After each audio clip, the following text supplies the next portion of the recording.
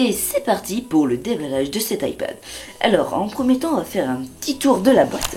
Donc sur la face avant nous avons un visuel de l'iPad. Ici nous avons le petit logo iCloud. Sur ce côté là le nom iPad, l'inscription iPad. Ici encore une pomme et là l'inscription iPad encore une fois. Voilà. Donc oh oui, aussi derrière donc il est précisé que c'est un iPad de 64 Go. Donc là c'est les numéros de série. Et donc c'est un iPad blanc et que le Design by Apple in California. Donc ça reste plutôt classique. Voilà. Alors, on va ouvrir la boîte. Et voilà, donc on tombe sur l'iPad directement. Donc normalement il y a une petite languette, hein, comme sur tous les produits Apple, pour sortir l'iPad plus facilement. Mais bon, là je n'y ai pas parce qu'il était déjà déballé par moi. Donc là on va trouver une petite partie du chargeur. Donc là il y a la seconde partie. Il se connecte comme ceci avec la petite fente. Voilà, donc ça c'est pour selon les prises françaises ou américaines.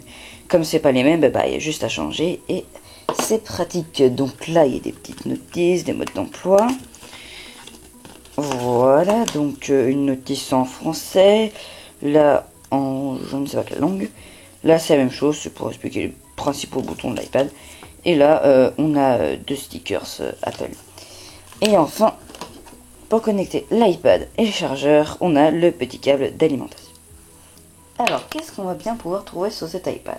Donc sur la face avant, il y a le bouton principal donc qui permet d'aller sur le menu.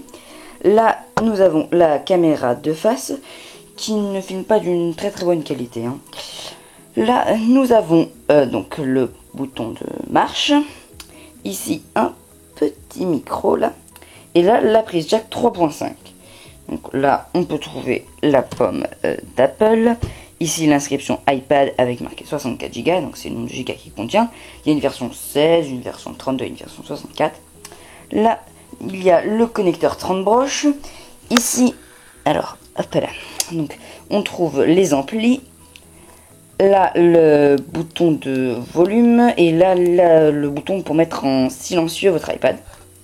Et ici on peut trouver une très bonne caméra qui fait de très belles photos et de très beaux films.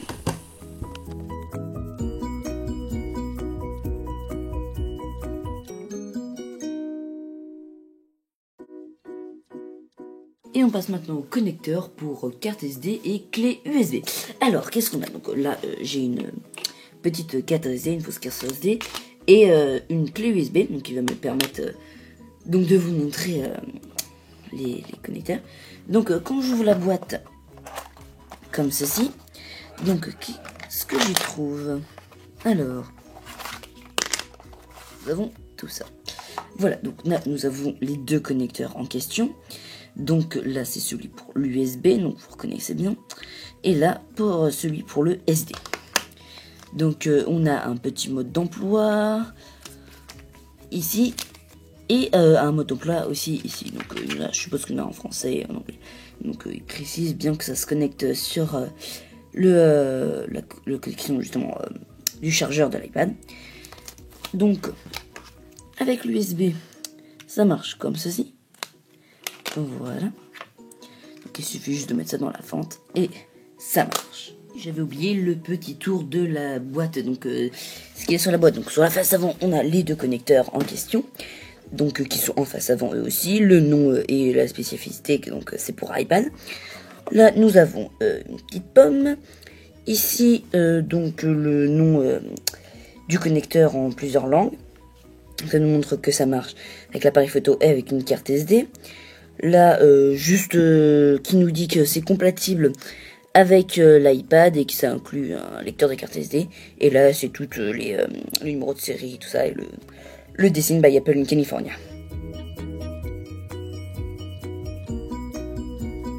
Passons à présent au clavier Bluetooth qui se connecte justement par Bluetooth à l'iPad. Alors donc on va déballer tout ça.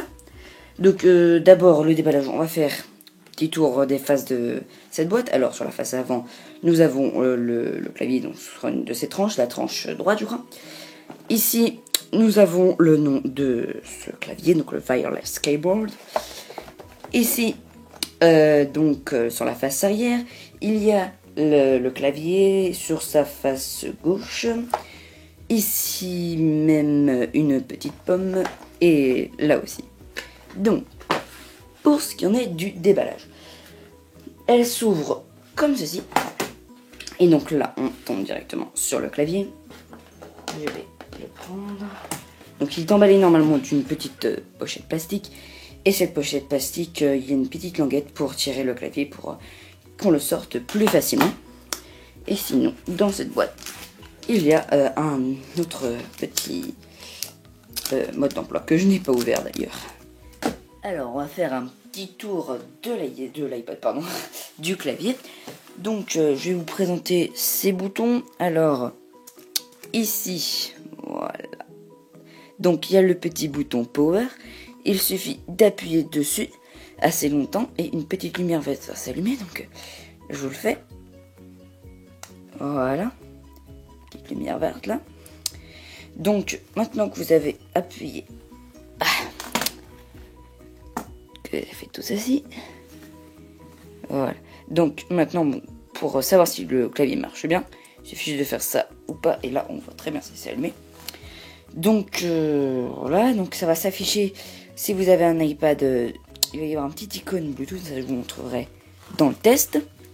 Là maintenant ce qu'on va faire, c'est que je vais vous présenter un peu tous les boutons du haut qui sont plus spécifiques que les autres donc chez les claviers Apple. Alors ce bouton là donc sur un iPad ne sert à rien, ça ne marche pas. Là moi je vous parle pour l'iPad, pas pour les Mac. Ce bouton là donc sert à baisser la luminosité, celui-ci à l'augmenter. Là c'est le dashboard sur les Mac, mais donc là sur cet iPad ça ne sert à rien. Celui-là aussi, celui-là aussi, celui-là aussi. Alors, ceux-là, ils vont bien servir. Donc, ce petit bouton sert à faire un arrière rapide, celui-ci une avance rapide et celui-là, pause ou lecture dans une vidéo. Là, celui-ci sert à baisser le son. Non, à le couper, excusez-moi. Celui-ci sert à le couper, celui-ci sert à le baisser et celui-là sert à l'augmenter. Ce dernier bouton permet de activer le clavier ou non.